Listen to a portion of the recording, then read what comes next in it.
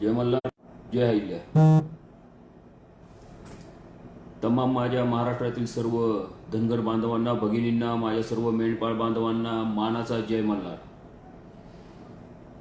खूप दिवसानंतर आज आपल्या सर्वांपुढं पुन्हा आपल्या सर्वांशी संवाद साधण्यासाठी लाईव्हच्या माध्यमातून आज काही विविध विषयांवरती चर्चा करण्यासाठी आज आपल्यासमोर येत आहे. बरेच वेळा लाईव्ह व्हिडिओच्या माध्यमातून आपल्या सर्व महाराष्ट्रातील तमाम धनगर बांधवांशी, माझ्या भगिनींशी, माझ्या सर्व मेंढपाळ बांधवांशी संवाद साधला.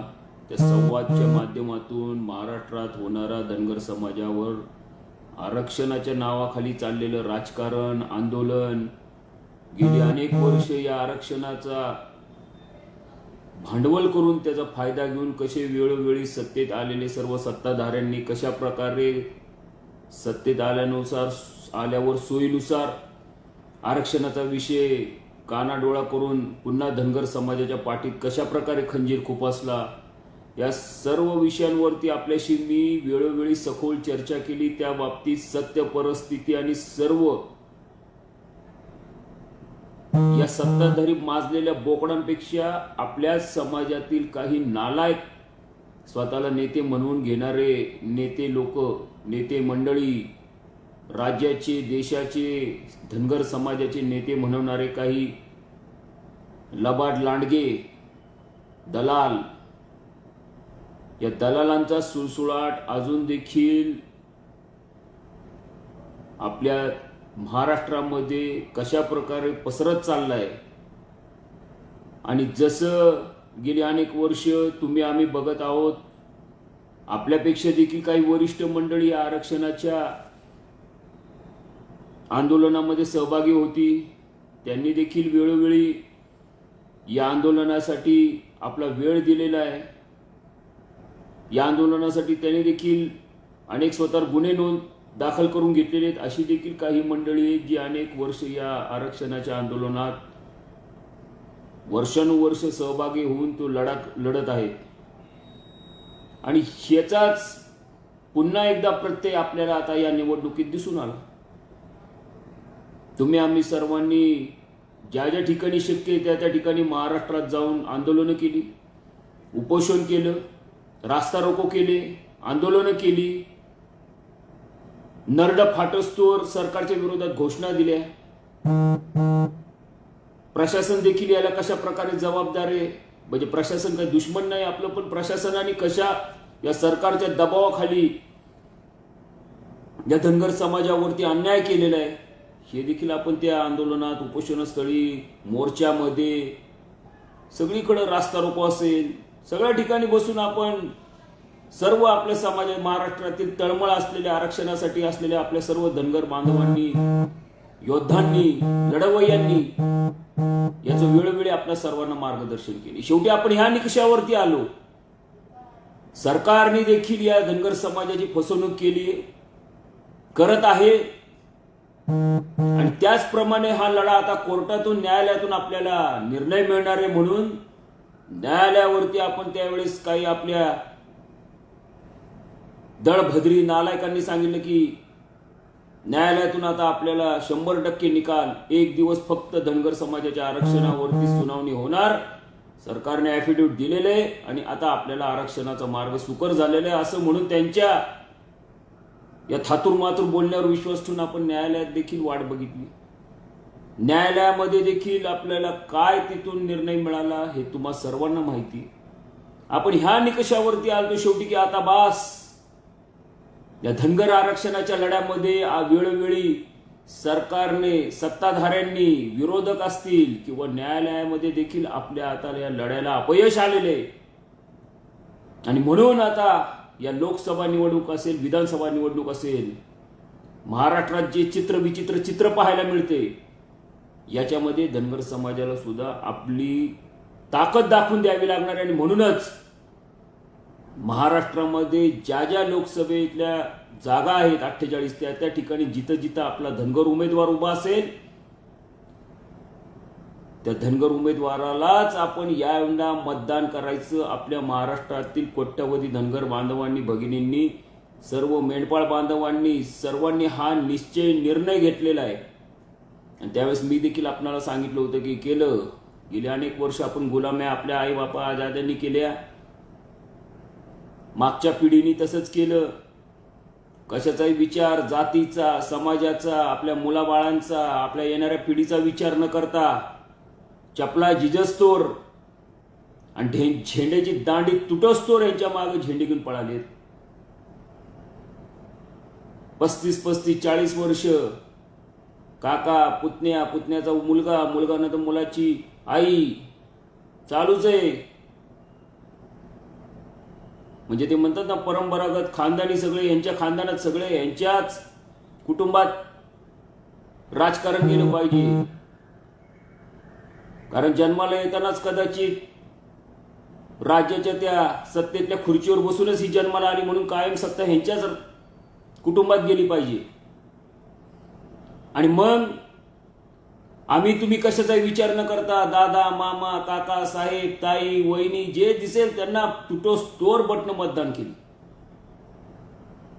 आज देखील महाराष्ट्रामध्ये गेली अनेक महिने या आरक्षणावरती आपण एवढी मोठमोठी आंदोलनं केली, एवढे मोठमोठे आपण मोर्चे काढले, एवढे मोठमोठे आपण रास्ता रोको केले.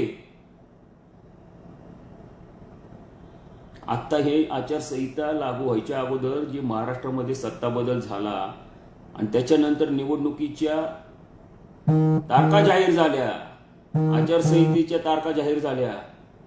मला सांगा, कुठल्या एका तरी धनगर समाजाच्या नेत्याने असू देत किंवा इतर सत्तेत बसलेल्या या सत्ताधाऱ्याने असू देत, कोण बोललो धनगर आरक्षणाविषयी शब्द काढायला तयार नाही. हे का होतंय? कारण की आपल्या जातीला कलंक लागल्यासारखं आपल्यातील काही दलाल, मांडगुळ, भडवे तिथं नेऊन ज्या वाटाघाटी करतायत ना, आणि त्या वाटाघाटी करत असल्यामुळं तुमची आमची किंमत आज या महाराष्ट्रात काय हे आपल्याला दिसून येते. एक महादेव जानकर साहेब, त्या महायुतीला कुठून म्हणायचं बुद्धी सुचली आणि जानकर साहेबांची कमीत कमी दखल तर घेतली त्यांनी आणि त्यांना माढ्यातून परभणीला नेलं. ठीक आहे, आता काय होतंय तिथं सर्व समाजाने तिथं ताकद लावा. आम्ही पण आवाहन करतो वेळोवेळी की सर्व आपल्या समाजातील सर्व आपल्या माणसांनी, जेवढे समाज आहे सर्वांनी खंबीरपणे जानकर साहेबांच्या मागे उभं राहा. प्रकाश शेंडगे अण्णा सांगलीतून उभे आहेत, ओबीसी त्यांचा जो पक्ष आहे त्या पक्षातून. इकडे लक्ष्मण हक्के उभे आहेत, संतोष बिचुकले उभे आमचा माड्यातून, बारामतीमधून प्रियदर्शनी कोकरे. परंतु आज देखील ज्या लोकसभेमध्ये धनगर समाजाचं निर्णायक मतदान आहे त्या लोकसभेमध्ये सुद्धा 1 नाही, 2 नाही, 3 नाही, 4 नाही, 5-5, 6 धनगर समाजाचे उमेदवार. अहो, तुम्ही तुमचा लढा हा विरोधकांशी आहे का आपल्याच लोकांशी आहे हे तरी मला नीट सांगा. म्हणजे एक जर का आपला उमेदवार त्या मतदारसंघातून उभा आहे तर सर्व समाजाने मिळून तिथं बैठका घेऊन हा निर्णय घ्या.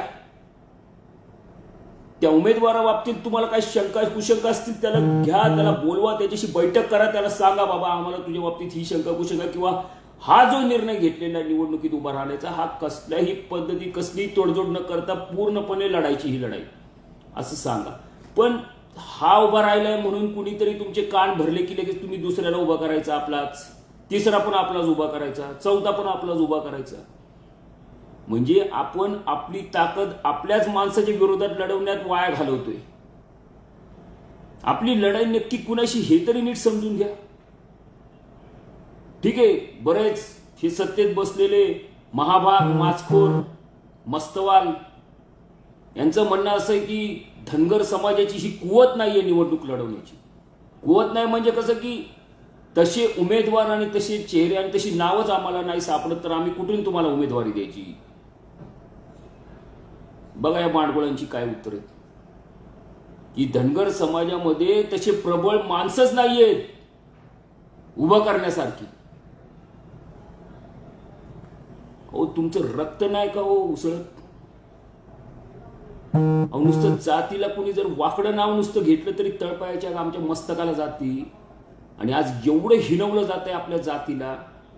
या आरक्षणाच्या बाबतीमध्ये तुमच्यावरती खोटे खोटे गुन्हे दाखल केले, त्यांचेच तुम्ही आता झेंडे उचलणार. या फलटणमध्ये या खंबाटकी घाटात अडवल्यावर रात्री 2-2, 3-3 वाजता आमचे कोकरे, डोंबाळे, बाकीचे सगळे शेळके बिळके नवनाथ उचलली ना रात्री 2-2, 3-3 वाजता. ज्या कुत्र्यांनी तिथं जाऊन वरतून फोन लावले एसपी विसपी सगळ्यांना आणि यांना रात्रीत उचला म्हटले का, की आता हे जे एवढं मोठं समाजाचं एकत्रीकरण झालंय सातारा जिल्ह्यात होत चाललंय, खास करून फलटणमध्ये, हे जर का आत्ताच ह्यांना जर का हाणून नाही पाडलं तर ही सुनामी लाटून आपल्याला गिळून टाकील. आणि ह्या भीतीने तिथल्या नालायक सत्तेत बसलेल्या सत्ताधाऱ्यांनी, माचखोरांनी, यांचे जे वरती बाप बसलेत ना, त्या बापांना यांच्या फोन लावून, कारण एका बापाची औलादीतच नाहीत ना ह्या. एक इकडं असतो जिथं राहतो तिथं बाप ह्यांचा, एक बाप असतो मुंबईत आणि दुसरा बाप असतो दिल्लीत. असे यांचे वेगवेगळे बाप नेमलेले आहेत. त्यांना फोन करून आपल्या भगिनींना, आपल्या बांधवांना रात्री 2-2, 3-3 वाजता उचलून जेलमध्ये टाकलं. हे विसरणार आहात तुम्ही? काय त्या बिचाऱ्यांनी काय स्वतःच्या फायद्यासाठी गेले का जेलमध्ये 10-10 दिवस? काय ते आमच्या कोकरेंना करायचे हो? लोणंदचे आमचे कोकरे, बिचाऱ्याचं सराफाचं दुकान आहे, काय करायचं होतं त्याला? फक्त आरक्षण. नवनाथ आमचा स्वतःचा काम धंदा व्यवसाय सोडून गेला ना, तो देखील 10 दिवस जेलमध्ये. हे काय तो स्वतःच्या फायद्यासाठी नाही, ही तुमच्यासाठी गेली. तुमच्यासाठी 10-10 दिवस जेल भोगली आहे त्यांनी. 353 सारखे भयानक गुन्हे दाखल झाले त्यांच्यावरती, आमच्यावर पण झाले, आमच्यासोबत संतोष बिंदू सगळ्यांवर झाले. हीच वेळ आहे आता बदला घ्यायची याची. हे जे मतदान आता व्हायचंय ना, हे जे मतदानातून आणि मतदानाच्या त्या पेटीतून त्या मशीनवरती कोणतं बटन दाबायचं हे आता तुम्ही ठरवा.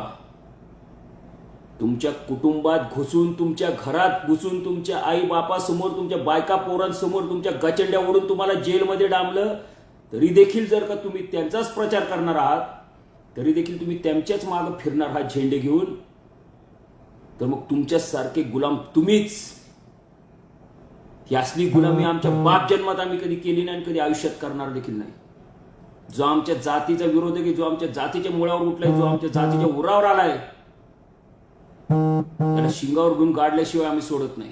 पण तुम्ही जर का त्यांच्याच मागे जर का पळ सुटणार असाल, म्हणजे काका पुतण्याची भांडणं, मग ह्यांच्या मागे खंबीरपणे राहणारी एकच जात, कोण? धनगर. शोधा बारामतीतले कोण कोण आहेत धनगर समाजाचे, आणा उचलून, बांधा यांच्या दावणीला. म्हणजे तुमच्या कुटुंबातली भांडणं कोण वरचढ ठरतो हे बघण्यासाठी तुम्ही आमच्या जातीचा वापर करणार. आता प्रत्येक वाड्या वस्त्यात फिरताय, प्रत्येक वाड्या वस्त्यात तुमच्या सौभाग्यवतींना पाठवताय, प्रत्येक वाड्या वस्त्यांवरती तुमच्या बेटीला पाठवताय. का? आमचा चंदू वाघमोडे बसला होता तेव्हा नाही वाटलं तुम्हाला जाऊन तिथं आपण भेट द्यावी? 2-2, 3-3 दिवस बारामतीमध्ये फुगड्या खेळत होता तेव्हा घरी तुमच्या, तेव्हा नाही वाटलं भाऊ बहिणीला? त्या तुमचे अजून काका बिका कोण असतील त्यांना की बाबा जावं आपण? एक धनगर समाजाचा उपोषण करता उपोषणाला बसलाय 15-16 दिवस माझ्या मतदारसंघामध्ये आरक्षणासाठी. ठीक आहे, तुमची तोंड शिवली असतील फेविकॉल टाकून तोंडात तुमच्या, तर कमीत कमी तुम्हाला एवढं तर कळलं पाहिजे होतं की तिथे जाऊन बाबा त्याची विचारपूस करावी प्रकृतीची. 18 दिवस झाला बसलाय तो उपोषणात, त्याची बायका पोरं रडतायत तिथं येऊन, त्याची अवस्था बघून अनेक आमच्या भगिनींच्या डोळ्यातून पाणी वाहत होतं. तुम्हाला साधी तेवढी तत्परता नाही वाटली आणि आता वाड्या वस्त्यांवरती फिरताय. कुणाला काय पाहिजे, कुणाला काय पाहिजे, कुणाला काय पाहिजे? काय तुमच्या बापाचा माल आहे? तो महाराष्ट्रातील प्रत्येक नागरिकांनी तुम्हाला कर स्वरूपात दिलेला जो पैसा आहे ते तुम्ही ह्यांना सुविधा देताय. कुणाला काय पाहिजे, कुणाला काय पाहिजे आणि कुणाला काय पाहिजे मंजूर करतो. तुमच्या बापाचा माल नाहीये. आज तुम्हाला समाज दिसतो, माड्यामध्ये तुमचा आणायचा होता तो कोण तो कर मिशावाला, म्हणून आमच्या जानकर साहेबांचा परभणीला नेऊन बळी द्यायला सुरुवात केली का तुम्ही? का माड्या द्यावंसं नाही वाटलं तुम्हाला? एवढं न कळणे की दुधखोळ आहे धनगर समाज. हे पूर्णपणे प्लॅन जाणीवपूर्वक चालवलेले षडयंत्र आहे, लक्षात घ्या. या जातीला कसल्याही परिस्थितीत नेस्तो नाबूद करायचे हा चंग बांधलाय काही जातीवादी या महाराष्ट्रातली जी पिलावळ आहे यांनी. काय तुम्ही केलं 2014ला? एवढं तुमच्या छाताडावरती बसून खुर्च्यात टाकून सत्तेत बसले नागपूरचे महाशय. 2019 5 वर्ष, 2024 10 वर्ष, आता पुन्हा सत्तेत. तुम्ही आम्ही फक्त मोठमोठी लोक बोलवायची, आपल्या गळ्यात पट्ट्या भंडारा लावायचा, मोर्चे काढायचे, कोणतरी त्यांचा येणार गुलाम तिथे येऊन तुमच्या कळपात घुसणार, तुम्हाला म्हणणार साहेबांनी ठराव मंजूर केलाय 5,000 कोटी, 10,000 कोटी, 1,000 कोटी, 2,000 कोटी, अमुक देतो तमुक देतो, जिल्ह्यामध्ये समाजासाठी वसतिगृह काढतो, हे करतो ते करतो. नुसतं सगळं कागदावरच्या रेगोट्या. आणि आम्हाला पण काय नुसतं एखाद्या आमचं कोणतरी जोरात बोंबलणारा नेत्या भेटला आणि त्यांनी सांगितलं थातुरमत की आपण सुद्धा लगेच त्याच्या मागं टाळ्या, शिट्ट्या, भंडरा उदळा, पट्ट्या, डोक्यावरच्या टोप्या काढून फिरवा, हेच चालतं. हे आरक्षण म्हणजे अक्षरशः खेळणं झालं, खेळणं. त्या शेतामध्ये आपल्या पाखरं बसू नये म्हणून आपण जे बुजगावणं एक उभं करतो ना रानात, ते बुजगावणं कसं असं गोल गोल गोल गोल फिरत असतं, जसं जसं वारं फिरेल तसं. ती अवस्था झाली आज आपली. कोणही येते टपल्या मारून जाते, कोणही येते येड्यात काढून जाते, कोणही येते काही म्हणून तुमची मतदान घेते, कोण काय वाटते ते करते, तरी सुद्धा आपण सुधरत नाही. ठीक आहे, कर्नाटक राज्यामध्ये आपल्याला आरक्षण अशी सवलती आहेत, पण आज कर्नाटक राज्यामध्ये धनगर समाजाचा एक आपला माणूस मुख्यमंत्री आहे, हे पण विसरू नका. याचं कारण आहे समाजाबद्दल असणारी आत्मीयता, प्रेम, एकीकरण, समाजाची एक निष्ठा, एक संघ. जो पण काही निर्णय घ्यायचा, जो पण काही विचार करायचा, तो सर्वांनी मिळून करायचा. माझं कोण कोणत्या पक्षाचा कोण पण असेल आता सत्तेत असणारा, बारामतीकर, नागपूरकर आणि ठाणेकर, कोण माझा काय वैरी नाही किंवा कोण माझा मित्र पण नाहीये, का मी कुणाला मानत पण नाही. पण माझं एक तुम्हाला सांगणं, जर का हीच परिस्थिती जर का तुम्हाला कायम ठेवायची होती आणि गुलामच बनून जगायचं होतं, कशाला भाषणं करता जाऊन तिकडे बारामतीमध्ये, खंबाटकीमध्ये, तिकडे जिथं जिथं मोर्चे जाणून पार नरड फाट असतोवर जोर जोरात बोंबलो, असे ते हात वारे वर खाली करायचे की अगदी म्हणजे हा आता बाबा काय जाऊन छाताडावर एखाद्या मुख्यमंत्र्याच्या बसूनच ते सह्या करून आणतो की काय एसटी आरक्षण, अशा पद्धतीने तुमचं वागणं. आणि तुम्हीच चालव परत आता ह्यांचे झेंडे घेऊन फिरून आमच्या वस्त्या वस्त्यात जातीच्या समाजाच्या, धनगर समाजाच्या जात्या आणि म्हणताय ह्यांचा प्रचार करा, यांना मतदान करा. का नक्क तुमचं DNA चेक करायचं का? तुम्ही धनगराचे आहात का अजून कुणाचे आहात? भडवीचे आणून लाजा नाही वाटत तुम्हाला? ज्या जातीने तुम्हाला मोठं केलं त्या जातीच्या उरावर उठून त्या जातीची फसवणूक करता. अहो, तुमच्यापेक्षा आमच्यासारखे सर्वसामान्य धनगर समाजाची लोक, नागरिक बरी, की आमच्या गळ्यात आम्ही कुणाच्या पट्ट्याने फक्त ही पिवळी समाजाची पट्टी घालून फक्त फिरत असतो आणि कायम हीच पट्टी दिसणार. आम्हाला ती सवय नाहीये. इकडून तिकडे बाप बदलला की लगेच दुसऱ्या कळपात जा, तिथून बाप बदलला की लगेच तिसऱ्या कळपात जा, कारण तुम्हाला सवय आहे ना. आज या पक्षात असलं की हा आमचा बाप, उद्या त्या पक्षात गेलं की तो आमचा बाप, सारखं बाप बदलत जाताना हवं. तशी आम्हाला सवय नाहीये. ठीक आहे, आम्ही सत्तेत नसेल, आम्ही कुठल्या राजकीय कुठल्या व्यासपीठावर नाहीये, कुठल्या पक्षाचं आमच्याकडे पद नाहीये. तुमची कामं होत असतील 8 दिवसांनी, आमची कामं होत असतील 8 महिन्यांनी, परंतु झुकून हुजरे मुजरे ठोकणं, पायापड, हे कर, हे असलं हॅट आमच्या बाप दादांनी कधी झालं नाही, होणार पण नाही. आज मला तुम्हाला हे सांगायचंय की तुम्ही काय करायचं ठरवलं आणि काय करणार आहे ह्याचा आता विचार करण्याची वेळ आली. या निवडणुकीमध्ये पुन्हा तोच कित्ता गिरवायचा असेल तुम्हाला, ठीक आहे. प्रत्येकाला वाटतं माझ्या वस्तीमध्ये सुविधा झाल्या, माझ्या गावामध्ये सगळीकडे चांगलं सुशोभीकरण झालं, रस्ते झाले, पाणी येते, वीज चालू आहे, सगळं आहे, सगळा विकास केलाय. प्रत्येक जण सत्तेत आल्यावर करतोच, थोडा कमी प्रमाणात, थोडा जास्त प्रमाणात. पण ही वेळ आता हा विचार करण्याची नाही, ही वेळ जातीचा विचार करण्याची. 2014ला जी चूक केली आपण, तीच चूक आता 2024ला करायची का ह्याचा विचार करा. 2014ला एका वर्षात नाही, एका महिन्यात आरक्षणाचा निर्णय मार्गे लावणार जे बोंबल्ले होते, आज 10 वर्ष झाली, 1 महिना नाही 10 वर्ष दिली आहेत. आता परत 10 वर्ष झाल्यानंतर पुन्हा परत 5 वर्ष तुमची वाट बघायची, अशी जर का तुमची मनस्थिती असेल तर खुशाल मग तुम्ही त्यांना मतदान करत बसा. तुमचे पार बटणं तुटोस तो राहणार आणि आयुष्यभर आणि येणाऱ्या पुढच्या पुढ्या गुलाम म्हणून त्यांच्या दावणीला बांधा. परंतु मी आणि माझ्यासारखी जातीसाठी पेटून उठणारी आणि जातीसाठी काम करणारी माणसं कदापि हे असला अन्याय आणि असली गुलामगिरी करणार नाही. आमच्या मनाला जे वाटतंय आम्ही तेच करणार. वर्षानुवर्ष या जातीसाठी काम करत आलो आणि वर्षानुवर्ष या जातीसाठीच आम्ही माती खाणार.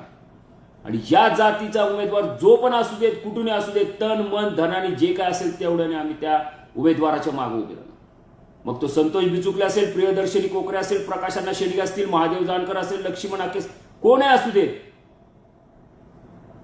जो जो ज्या ज्या लोकसभा मतदारसंघामध्ये उभा आहे, कसाही असू देत, फाटका तुटका कसाही असू देत, काय हे हसणाऱ्याचे दात दिसतात, या हसणाऱ्यांकडे मला या उमेदवारांना सांगणे कुणाकडे लक्ष देऊ नका.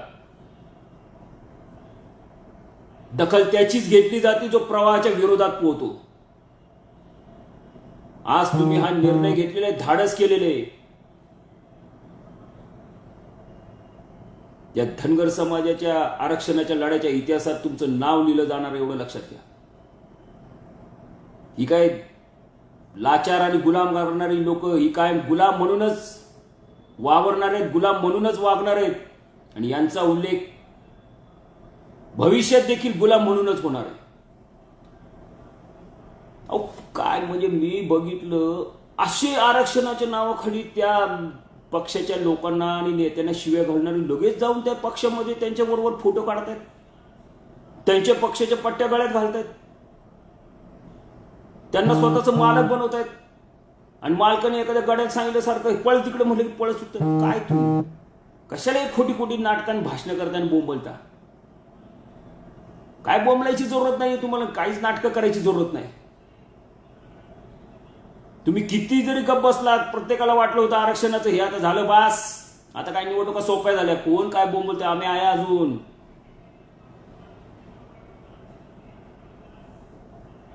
बाकीच्यांची तोंडात काय काय काय काय घालून ठासून बंद केली असतील, पण आमच्या तोंडाला कोणी लागू पण नाही नादाला. कारण गोड गोड बोलणं आणि बरं बरं बोलणं हे आम्हाला कधी जमलं नाही. त्यामुळं आमचा हा जसा गिरणीचा पट्टा असतो तसा तो गिरणीचा पट्टा वेगळा असेल, पण हे तोंडाच्या जे आमच्या बॉम्बगोळे हे कायम चालू राहणार.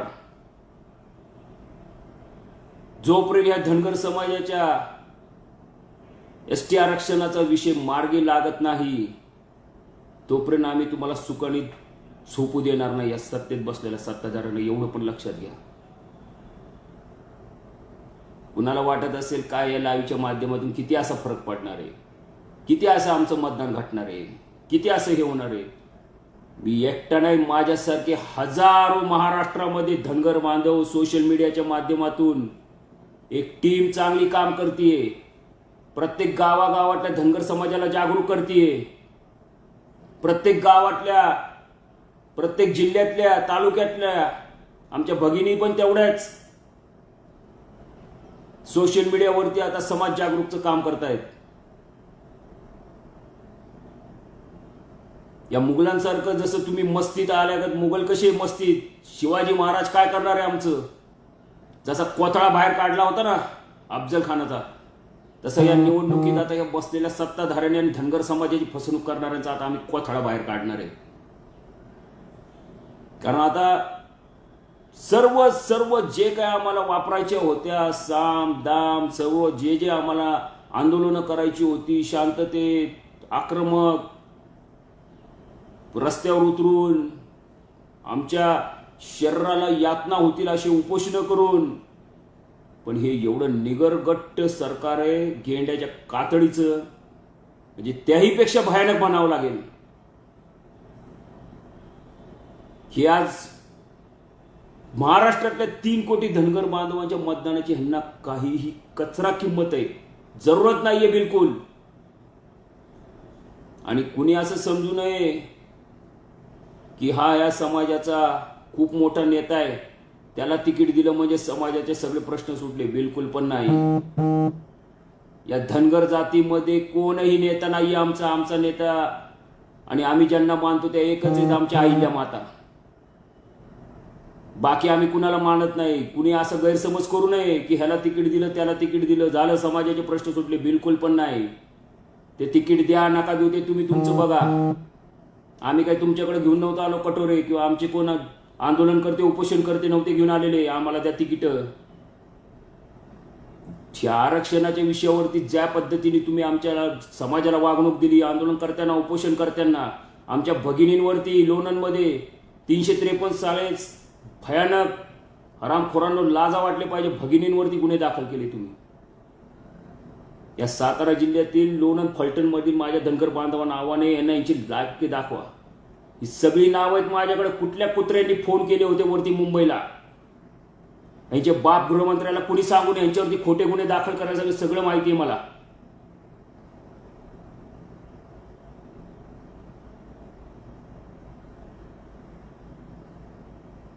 अहो या धमण्यांमध्ये होळकरांचं रक्त आपल्या सळसळतंय, असंच आपण शंडासारखे शांत बसणार आहोत काय? 4 इकडून बोलवायची, 4 तिकडून बोलवायची, 4 इकडून बोलवायची, 4 इकडून समाजाची लोक बोलवायची, कुठेतरी पुण्यात मीटिंग घ्यायची आणि करा यांचं काम. तुमच्या बापाचे नोकर आहे काम करायला, तुमच्या बापाचे नोकर आहे आम्ही काम करायला. केलं असतं बोलवायची पण जरूरत नव्हती. या आरक्षणाचा विषय तुम्ही मार्गी लावला असताना बोलवायची पण जरूरत नसती. आमच्या पूर्ण घरादारासहित तुमच्या रात्रंदिवस काम केलं असतं पक्षाचं. या एसटी आरक्षणाचे जर का तुम्ही जातीचे दाखले महाराष्ट्रातील तमाम धनगर बांधवांना जर का वाटप केलं असतं ना, तर आमच्या आई वडिलांसहित बायका पोरांसहित आम्ही तुमचा प्रचार केला असता रात्रंदिवस एक करून. पण जर का साधं तुम्हाला साधं उपोषण करता तिथे येऊन साधं तुम्हाला दखल घेता आली नाही, साध्या मीटिंगमध्ये बैठकीत तुम्ही काय तिथे कशा पद्धतीने वागलात हे उपोषण करते नागपूरला मुंबईला, काय तुम्हाला बोलून पण उपयोग नाही हो. आमचे भडवे बसले होते ना तिथं दलाल वाटाघाटी करायला. आता या ना म्हणाव त्यांना मागा मतदान. सगळ्यात पहिल्यांदा कुत्र्यांना विचारा आरक्षणावरती तुम्ही काय केलं? आत्महत्या केल्या आपल्या बांधवांनी राव. कित्येक आपल्या तरुणांनी आत्महत्या केल्या याचं तरी भान ठेवा माझ्या बांधवांनो.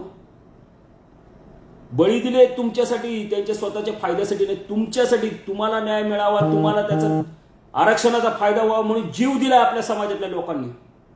हे सगळं विसरून जाणार तुम्ही का? अजून किती 15-20 जण मरतात याची वाट बघणार आहे? अंगावर काटे येतात ऐकलं तरी नुसतं, तरी देखील तुम्ही शांत. कुठे ह्याचा झेंडा, कुठे त्याचा झेंडा, कुठे ह्याचा झेंडा, कुठे कुठे बारामतीकर, नागपूरकर, ठाणेकर, अमुक सातारा. काय चाललंय काय? का आरक्षणावरती कोण काही निर्णय घेत नाही? का आरक्षणावरती तुम्ही जाब विचारत नाहीये? मग असं समजायचं का हे सगळं नाटक होतं आरक्षणाचं आंदोलन? आणि नव्हतं तर मग का तुम्ही आता शांत आहात? का अजून सुद्धा त्यांचा प्रचार करताय? ठीक आहे, करा प्रचार. काय कोणावरती तिथे जर का कोण मुद्दाम धमक्या देत असेल, तुम्हाला हे करत म्हणत असेल, तुझा ऊसच कारखान्याला जाऊन देतो, अशा धमक्या सुद्धा येत आहेत. पण बटन दाबताना विचारपूर्वक दाबा. मी पुन्हा पुन्हा सांगतोय तुम्हाला, बटन दाबताना विचारपूर्वक दाबा. ज्यांनी या जातीच्या विरोधात भूमिका घेतली, उपोषण स्थळी कोण कोण नाही आलं. आमचा चंदू वाघमोडे तिथे जीव गेला असता त्याचा.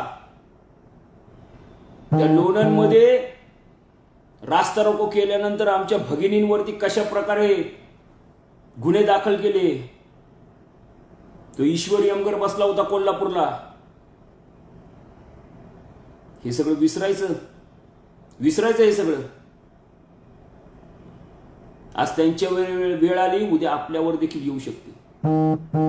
मी पुन्हा सांगतोय, रात्र वैराची. म्हातारी मेल्याचं दुःख नाही, काळ सोकावत चाललाय. आरक्षण आपल्याला मिळते नाही मिळते हा विषय नाही, पण हे जे चाललंय महाराष्ट्रामध्ये आणि हे जे सोकावत चाललंय, धनगर समाजाचं अस्तित्व संपवण्यासाठी जे चालू केलेले हे षडयंत्र आहे. आणि हे षडयंत्र अशा पद्धतीने जर का चालत राहिलं तर महाराष्ट्रात मी कायम सांगू, जगाच्या पाठीवर धनगर ही जात दिसून येणार नाही पुन्हा. आपल्याला एवढं लक्षात घ्या. हीच वेळ आहे, नाक दाबलं की तोंड उघडते म्हणण्याची हीच वेळ आहे. मतदानापूर्वी विचार करा, विचार करा. एकदा निवडणूक झाली, मतदान झालं, सत्तेत जे बसायचे ते बसले. पुन्हा 5 वर्ष तुम्ही करोडो माणसं धनगर समाजाची रस्त्यावर उतरलात. अगदी मंत्रालयात 1000-2000 मेंढरं जरी घुसवली, तुमच्या आरक्षणाच्या बाबतीमध्ये कसलीही काडी मात्र दखल घेतली जाणार नाही.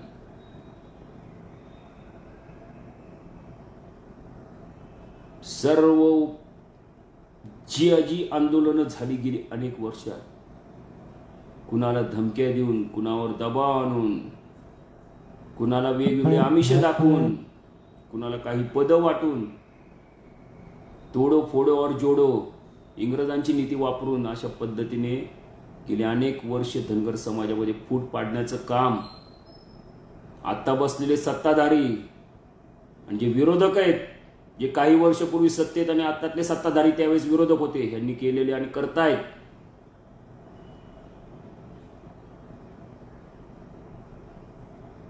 बारामती, दौंड, इंदापूर, खडकवासला, मावळ, मुळशी, पुरंदर या तालुक्यामध्ये धनगर समाजाचं मतदान 50,000च्या पुढे. किती? 50,000च्या पुढं. ज्या महाराष्ट्राचं लक्ष ज्या लोकसभेवर लागले, त्यातला किंग नाही तर किंग मेकर हा धनगर समाज होऊ शकतो, एवढं लक्षात ठेवा. कुणाला सत्तेत बसवायचं, कुणाला सत्तेतून खाली खेचायचं, हे तुमच्या आमच्या हातात आहे. जेवढं मतदान आहे या लोकसभेमध्ये, त्या जे महाराष्ट्राचं सगळं लक्ष लागलंय,